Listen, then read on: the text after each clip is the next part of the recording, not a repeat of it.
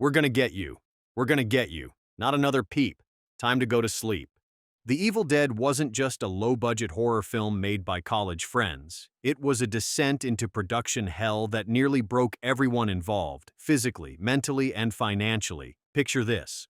13 crew members crammed into a freezing cabin with no heat, burning furniture to stay warm, actors losing teeth from camera accidents, a leading man's hand literally chainsawed off, and that's just scratching the surface. Sam Raimi's debut feature became legendary not just for its groundbreaking camera work and relentless terror, but for a production so brutal that cast members still bear the scars today. You think you know The Evil Dead. These 20 weird facts will change everything you thought about this cult classic. And stick around for the bonus fact, because what happened to the original cabin will blow your mind. Ready to dig into the real nightmare behind the Necronomicon? Let's go. The cabin was actually cursed. The events depicted in The Evil Dead are quite horrific, but the cabin they filmed in also has a dark history in real life. Back in the 80s, Raimi revealed that a man had built the cabin about 100 years prior, but died a week after he finished building it. Some years later, a grandmother died in the same cabin under mysterious circumstances. What audiences didn't know was that the cast and crew were genuinely spooked by the location. Strange sounds echoed through the walls at night, and several crew members reported feeling an oppressive presence. Raimi himself admitted that the cabin's dark history influenced the film's genuinely unsettling atmosphere. Sometimes reality bleeds into fiction in ways that chill you to the bone. They literally burned the set to stay alive. Cast and crew reported that they got so cold at night that they burned the furniture in the cabin after finishing a scene. This wasn't creative destruction, it was survival. The Tennessee winter was brutal, and the isolated cabin had no heating system. After wrapping scenes, the crew would systematically dismantle chairs, tables, and anything wooden to feed the fireplace. By the end of production, they'd consumed nearly every piece of furniture in the location. Ellen Sandweiss later joked that they were literally burning their set to survive the night. The irony wasn't lost on anyone. They were making a horror movie while living in genuinely horrific conditions. Bruce Campbell actually lost teeth during filming. A cameraman ended up slipping and accidentally hitting Bruce Campbell in the face with the camera, which caused Campbell to lose some of his teeth. It wasn't a stunt gone wrong or a planned effect. During a particularly intense scene, the camera operator stumbled, and the heavy equipment smashed directly into Campbell's face. The impact was so severe that he lost several teeth, requiring dental work that the tiny production budget couldn't cover. Campbell had to pay for his own dental repairs while continuing to film with a swollen, injured face. The incident became emblematic of the production's dangerous, anything-goes approach to filmmaking. The cast shared beds in a single room. There were 13 crew members who had to share the cabin, with many of them even sharing the same room. The living arrangements were beyond cramped. They were medieval. 13 people crammed into a space designed for a family of 4. Cast and crew members were sleeping on floors, couches, and sharing actual beds. Privacy was non-existent. Personal space was a luxury they couldn't afford. The living conditions were notoriously difficult, with several arguments breaking out between crew members over everything from sleeping arrangements to bathroom schedules. The experience bonded them through shared misery, but also created tensions that exploded into heated confrontations. They filmed almost exclusively at night. Shooting was done mostly at night from 6:30 p.m. till dawn. This wasn't an artistic choice, it was a practical necessity.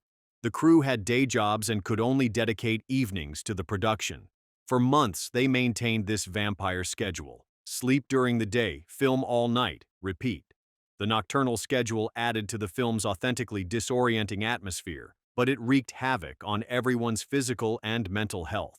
Cast members developed insomnia even on their nights off. The boundary between the film's nightmare world and their actual lives completely dissolved. Sam Raimi drew stick figure storyboards every single day. Sam Raimi illustrated stick figure storyboards every day and posted them on the fridge at the production house. He rarely stuck completely to his storyboard while shooting scenes. Raimi's daily ritual became legendary among the cast. Every morning, he'd sketch out the day's shots with crude stick figures, taping them to the refrigerator like a child's artwork. But here's the twist: he almost never followed them exactly. The storyboards served as starting points for improvisation and discovery. This flexibility allowed for the film's famous kinetic camera movements, but it also meant actors never knew what they'd be asked to do until the camera rolled. Ellen Sandweiss suffered real injuries in the forest scenes. Cast members such as Ellen Sandweiss, the actress who plays Cheryl Williams, reported that when she finished her scenes in the trees, she sustained major injuries from being dragged through the Tennessee wilderness for her infamous tree rape scene. The sequence required her to be physically pulled through dense forest undergrowth for multiple takes. She emerged with deep cuts, bruises, and scratches covering her entire body. No stunt doubles, no safety protocols. Just a young actress enduring genuine physical trauma for the sake of cinematic terror. Sandweiss later said the experience was more horrifying than anything depicted in the finished film. The film started with a 1600 prototype. The young director cast his friends Bruce Campbell and Ellen Sandweiss as the two protagonists and produced the film for the incredibly small sum of just $1,600. Before The Evil Dead, Raimi created Within the Woods, a 32-minute proof-of-concept short film. Shot in 1978 for just $1,600, it featured Campbell and Sandweiss in similar roles, showcasing Raimi's vision to potential investors. The short was screened at drive-ins and small theaters, generating enough buzz to secure the $90,000 needed for the feature. That prototype wasn't just a calling card, it was a survival mechanism. Without those $1,600 and 32 minutes of footage, one of horror's greatest franchises would never have existed. The crew got lost on the first day of filming. During the first day of filming, the inexperienced crew got lost while shooting a scene at a bridge. Not the best start for a debut feature. The entire cast and crew, laden with equipment, wandered the Tennessee wilderness for hours trying to locate their first shooting location. No GPS, no cell phones, just a bunch of college kids with cameras, completely disoriented in unfamiliar territory. They eventually found the bridge, but the incident set the tone for the entire production. Nothing would go according to plan. Every day brought new disasters, new challenges, and new reasons to quit. But they didn't quit. The movie theater screening that changed everything. Somehow, Raimi managed to convince a local theater manager to screen the film alongside the Rocky Horror Picture Show during its initial release attempts. This guerrilla marketing approach proved crucial for the film's cult status. The pairing was perfect. Two transgressive, boundary-pushing films that attracted audiences hungry for something different. The Rocky Horror crowds embraced The Evil Dead's visceral intensity, spreading word of mouth that eventually reached horror fans worldwide. But before we continue with the remaining facts, go ahead and like and subscribe because these behind-the-scenes stories get even more insane, and you won't believe what happened when Stephen King got involved. Stephen King's review launched the film into the stratosphere. King famously called The Evil Dead the most ferociously original horror film of the year in his Twilight Zone magazine review. This wasn't just a positive review, it was career-altering validation from the master of horror himself. King's endorsement legitimized the film for distributors and critics who had initially dismissed it as low-budget exploitation. The review transformed The Evil Dead from midnight movie curiosity into a genuine cultural phenomenon. Raimi later said King's words were worth more than any marketing campaign they could have afforded. The infamous hand scene was completely unplanned. Campbell's character losing his hand wasn't in the original script. The iconic amputation sequence emerged during filming as Raimi realized he needed a more dramatic escalation of Ash's desperation. Campbell had to figure out how to convincingly saw off his own hand without any rehearsal or preparation. The scene required multiple takes, with Campbell repeatedly miming the self-mutilation while covered in increasingly elaborate blood effects. The improvised nature of the sequence gives it an authentic desperation that scripted violence rarely achieves. The film was banned in multiple countries for decades. The Evil Dead was classified as a video nasty in the UK, banned from sale or rental for years. Germany, Finland, and other countries followed suit, creating an underground mystique that only enhanced its reputation. The bans weren't just censorship, they were inadvertent marketing campaigns. Forbidden fruit tastes sweeter, and The Evil Dead became the holy grail for horror collectors. Bootleg copies circulated through underground networks, building a devoted fan base who treasured the film precisely because it was forbidden. The makeup effects were created with household items. The film's gruesome makeup effects were achieved using everyday materials: oatmeal, corn syrup, food coloring, and toilet paper. Tom Sullivan, the makeup artist, had virtually no budget but unlimited creativity. He transformed actors into rotting corpses using items you'd find in any kitchen or bathroom. The lo-fi approach created textures and colors that expensive prosthetics couldn't replicate. Sometimes limitations breed innovation, and The Evil Dead's makeup effects remain more disturbing than many big-budget horror films, precisely because they feel handmade and authentic. Bruce Campbell's car became a key prop vehicle. Campbell's own 1973 Oldsmobile Delta 88 became Ash's iconic car in the film. The vehicle wasn't chosen for aesthetic reasons. It was simply the only car available that could handle the rough Tennessee terrain. Campbell drove the same car to set every day, then used it in scenes, then drove it home. The Oldsmobile became so associated with the character that Raimi included similar vehicles in the sequels. Sometimes the most iconic choices emerge from pure necessity rather than artistic vision. The Necronomicon was bound in real animal hide. The Book of the Dead featured in the film was created using genuine animal hide and aged with coffee, tea, and other organic materials to achieve its ancient appearance. The prop was deliberately made to feel tactile and authentic, something the actors could genuinely react to as a cursed artifact. Sullivan spent weeks perfecting the book's weathered, evil appearance.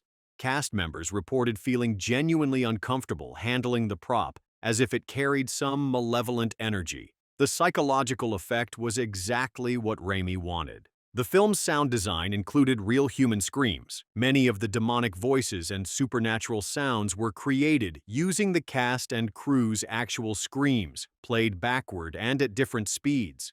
Raimi recorded everyone involved in the production making various vocalizations, then manipulated them electronically. The result was a soundscape that felt genuinely human and alien simultaneously. These weren't professional voice actors. They were real people expressing genuine fear and exhaustion.